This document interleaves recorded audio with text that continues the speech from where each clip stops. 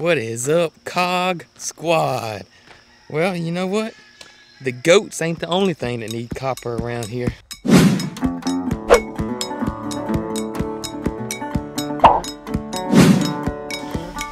Peaches, I would have brought you breakfast in bed, girl. You know? I would have. You had to get up so early. The farm boss is always the first one up. Scott's up early this morning. The garden is looking fantastic, and we're gonna get in there some today. I'm gonna tell you what we got going on. Let's feed these crazies this morning. Boys being boys right there, ain't it? I gotta feed all these loud ones so I can record.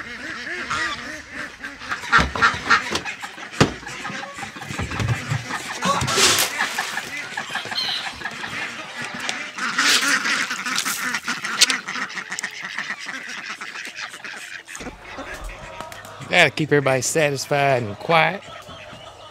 Yeah.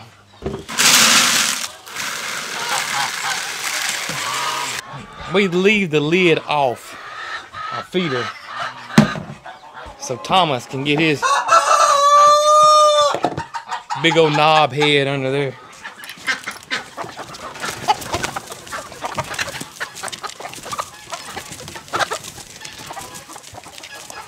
Good morning, ladies.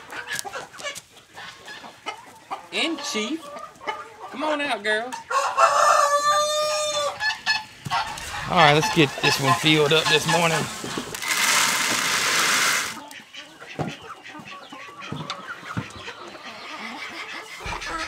Mary Carl has got her silkies separated. She's got them in here in the brood. We got one showgirl. Emu. And you can see she's got her a mess of eggs in here. She's trying to hatch some silkies and showgirls. Bless her heart. That youngin' loves hatching eggs and chickens more than anything, and I'm not kidding. When I say our incubators don't ever cut off, I'm serious. They don't ever cut off. Check on the turkeys. They got feed, they got water, so they're okay. What's up, turkeys? Huh? Vanilla ice? That's the only one I really know. Because it's the only solid white one in there. And there's one more named Freckles. I think that's it right there. That one. I think that's Freckles. We're gonna head over to some friends of ours, and they are doing a lot of goat milk products, and we want to see how all that works. So we're gonna go over there, we're gonna watch them milk the goats and the whole process. And Scott's beautiful. Ain't he beautiful? Look at that tail. I just had to stop and show y'all that. But anyways, got distracted by that awesomeness. But we're gonna ride over there this morning, take you guys along with us. Then we're gonna come back, and then we're going to put copper on our garden. Sounds crazy, and I'll show you how we do that. All right, goats. Let's see here. My other fuchsia. Oh, here they are. Look here. My fuchsia is starting to get blooms. See the little buds? Love it. Let's see. Let's get these goats fed. Then we're gonna ride over to Tractor Supply today, get some hay, and I gotta get another cattle panel for the garden. Gotta put that in. Plan on planting some more cucumbers today too. A lot going on as always. These pheasants, our ringneck pheasants, are doing quite awesome. And they're starting to get color put on them now. They're pretty much all feathered out. They look beautiful. And we had plans to start on the pheasant coop and get some dirt, but we have basically 2 weeks straight rain and wasn't able to go get the dirt because they're shut down because they're not loading any, maybe mud when it's raining like this. So Hey, babies. Hey, babies.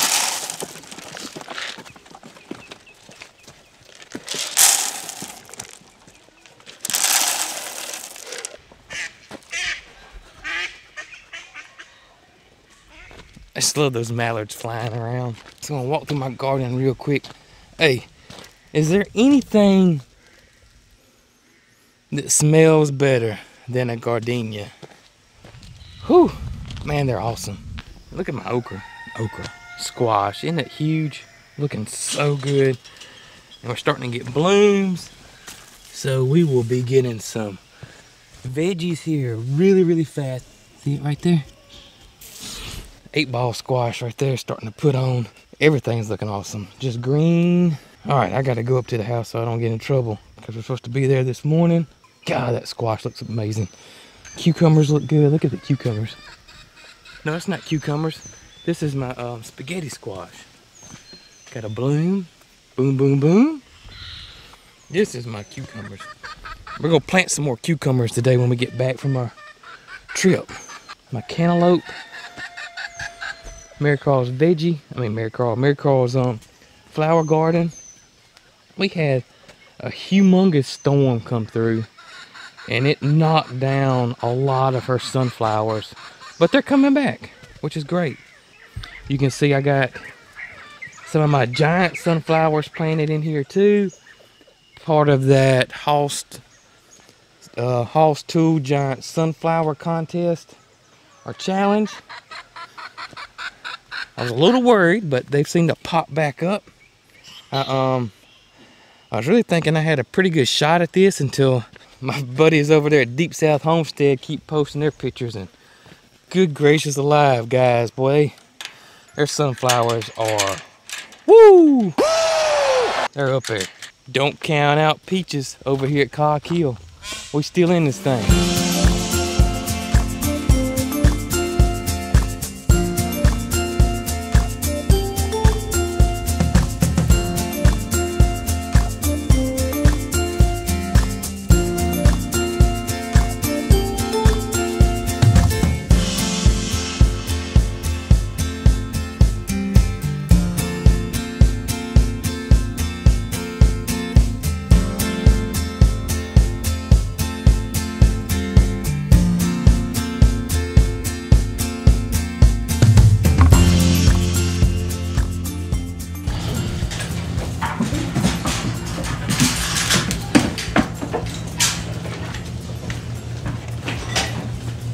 See, she's full.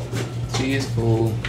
Do you say you'll get about a half a gallon? About a half a gallon from her, and of course I'm 3 hours later than normal, so I may get a little bit more. Gotcha. We'll just see. This is the milk and pail, and I keep it in the refrigerator because it's best to get it cold as fast as you can. The goat's body temperature, y'all probably know all this already, but they are between 102 and 105 degrees, depending on the weather outside too. So you want to chill that milk as fast as you can to get a good quality milk and not have any kind of an off flavor in it and kind of an off taste. So I keep everything in the refrigerator, and that way as soon as it comes out of her teat and goes through that filter, it's not in contact with air. You don't have to worry about bacteria, anything picking up. And you make your soaps out of this? I do. But I also make cheese and yogurt and all that stuff. How in the world do you use liquid for the that's what It's what you use where you would normally use water with your lye mix. You use milk with your lye mix. So it's I just think powder. That's one reason. You can do a powder if you mix it with. You'd have to mix it with water. If you mix the powder with water. Okay. So lye has the same reaction with milk as it does with water then? Yes, except that you can scorch it just like you would if you were burning it on the stove. So you have to add it a lot slower. I pack it in ice around the outside of it, and that way when I add my lye to it, it doesn't heat it up so fast. I got you. So Midnight always gets the first, you can tell. She's been mad at me this morning too. And it's also good just to keep a good healthy check on the goats. If I do a little bit in a container, I can just kind of look at it and make sure. A lot of people put it through a filter. I haven't had a need to do that than it would be if I had a huge farm out there. But she joins you every morning. Every morning, and she waits at the door for me in the garage. And this morning she was as upset with me as the goats were. I bet. And she comes back for the next goat. Is that She's right? like, okay, I need to test this one too. Do you want to try?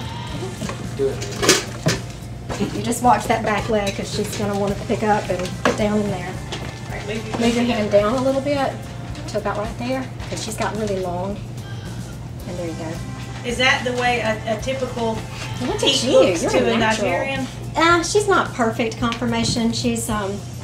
But you're hers not are- after conformation, I'm not. so. I'm not. So she's definitely not perfect. You are a natural. You've done this before. And when you milk, do you use your whole hand or are you just using 2 fingers? Pretty much my whole hand. Now she's a little different than Fiona. Fiona's bag is shaped differently, but she's getting close to being out.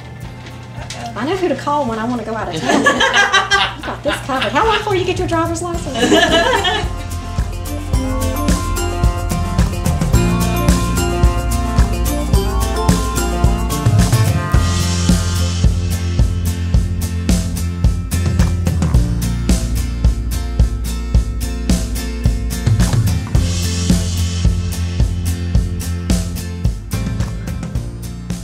This is my little shop. It's in here. And this is Laura, this is awesome. Isn't this great? When did you start making soap? 10 years ago. It was, But you were just doing it for y'all at that time. yeah, I didn't have an actual company, business, because I never dreamed I would be a market Kitty, for it. kitty. I was just trying to, when I quit my job to stay home and take care of the kids, she was in 2nd grade, Mac was in kindergarten, and we were just trying to do every little thing we could that we could do ourselves. And when I made my first batch of soap, I shared some, and then Mama wanted some, and then she shared some that I gave her, and then I started getting orders for it, and it just kind of, and then of course I found that you've got the ingredients that you use in soap. What I use is shea butter and coconut oil and olive oil and avocado and, you know, things like that you've got on hand anyway. Well, hey, let's make lip balm. Let's do And it this. just kinda Let's went do from that. I got you. So it took me a while before I actually tackled lotion because I was scared of using milk and lotion because, you know, with the soap process it cures and it cooks itself. But with the milk, it's never, not really ever even heated. So the milk in my lotion is pasteurized.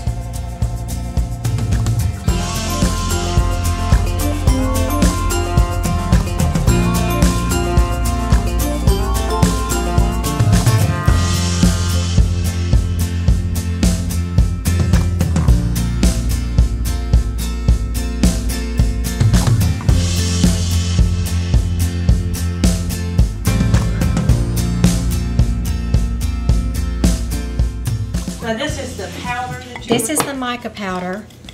and it's basically kind of like chalk, but Yeah, it's mineral based, so it's still a natural product. And then I just take it and we'll see if it's ready. Sometimes I have to let it sit up a while.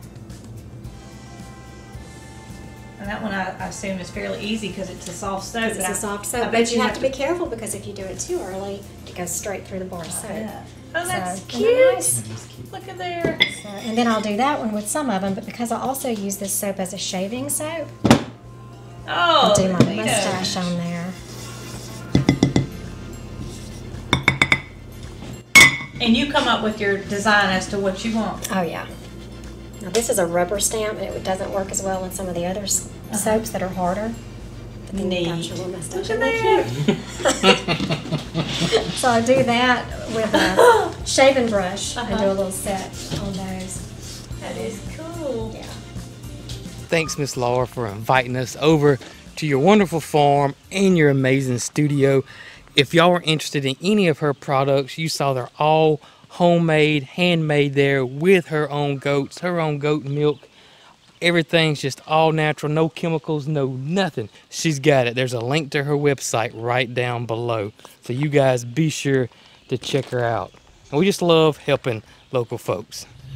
So we stopped at Tractor Supply and grabbed another one of these cattle panels. I'm gonna put it in the garden for my pole beans. I got a, you know, if y'all remember a couple videos ago when we put those cattle panels in there, we were short one. So I'm gonna put that in there, get them pole beans to training on that cattle panel.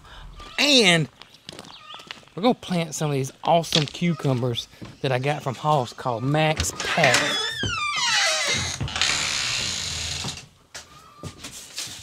These Max Pack cucumbers. These are supposed to, I've never grown them before, but these are supposed to be some amazing pickling cucumbers that grow like crazy, that are relentless. And so we're going to grow some this year. And I want to try something different this year if I can. I'm thinking about doing some pickling cucumbers, but fermenting them in a stoneware crock or something like that. So I really want to try that this year. So hopefully in about, these things are pretty quick, like 55 days. So hopefully in the next few weeks, I'll have some cucumbers and we can give that a shot. I've had a lot of y'all ask me about what do I use to tie or train our tomatoes up with. I just use baling twine. You can buy that stuff in a roll. It's got a gazillion foot on it for, I don't even know. I've had this roll for 2 or 3 years now. It lasts forever. It's just what I use. Then when it cools off this evening, we are going to put some liquid copper, it's a fungicide, on our garden, and I'll get into more of that later. Alright, let's take our Max Pack cucumbers and get these suckers in the ground. If you are interested in any Hall seeds or products, they got awesome tools, what they're known for, but their seeds are so superior. Link down below. Remember to use promo code COGKILL. That'll get you a free pack of Bella Rosa seeds.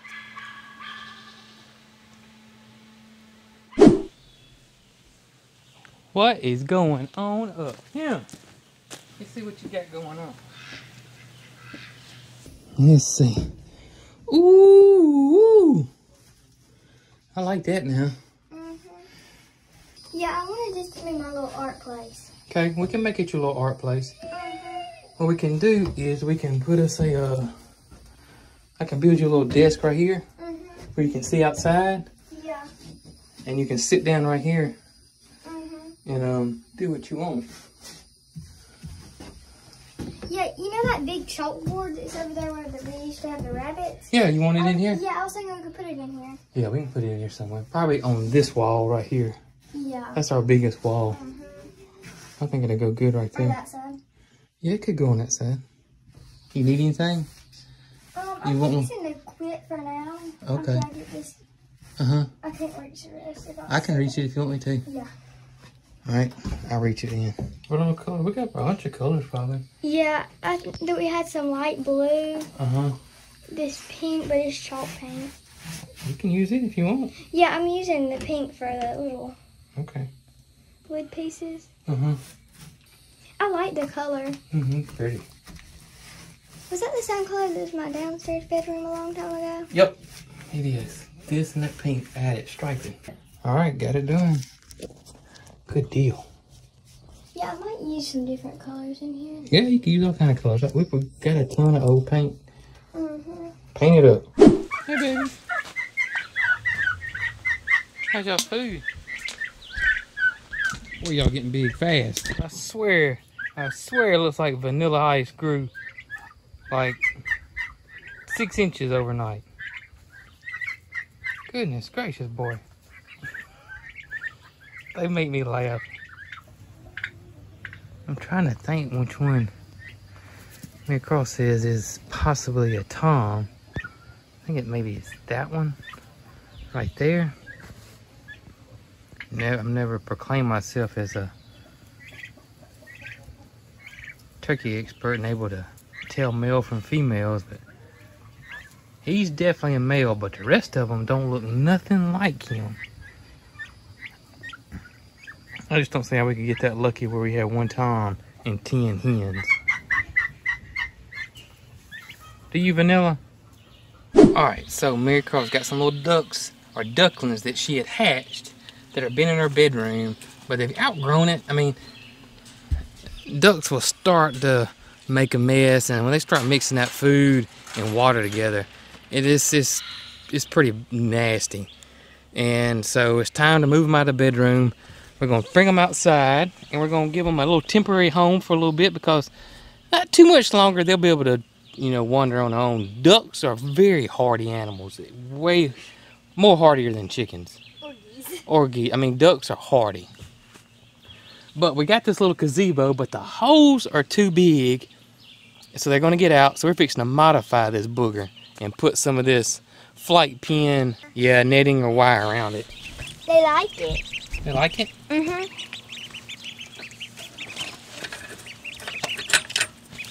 And those are a cow duck mix, right? No, I don't think so. I think Okay. the two stripy ones are full-blooded mallards. Uh-huh. The little black one with the white bib is a bibbed mallard, and the other one is just a mallard mix. Okay. The huge one. Huge one. Cracker.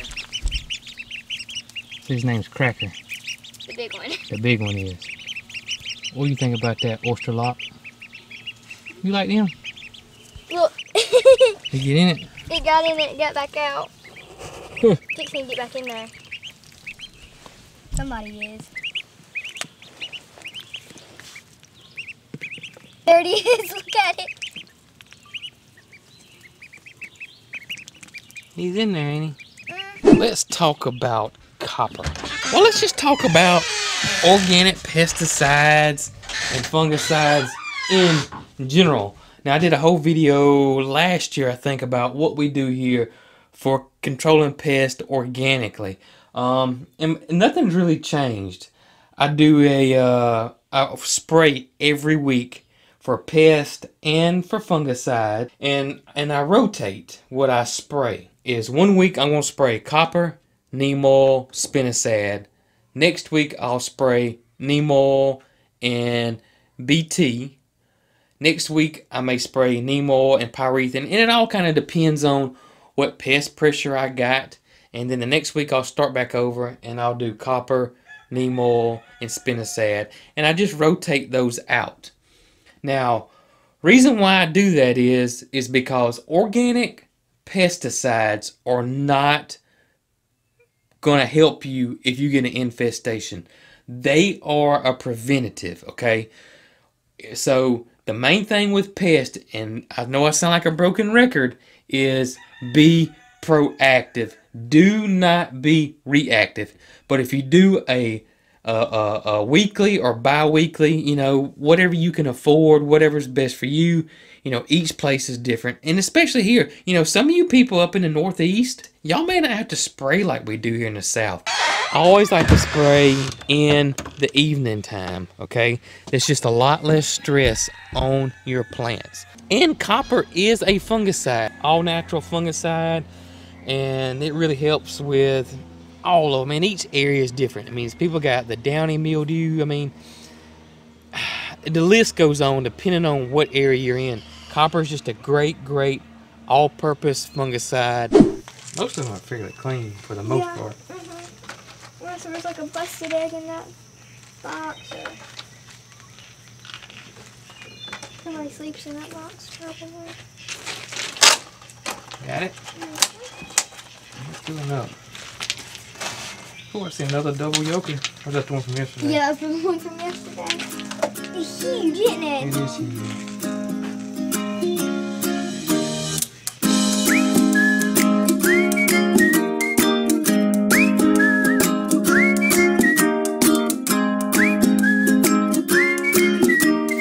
Hey guys, if you missed one of our older videos, When We Got Tip, check it out right over here. Also, if you're interested in any cock gear, farm gear, like our shirts, our hats, or now our stickers, check out that link right down below me. And as always, y'all be good.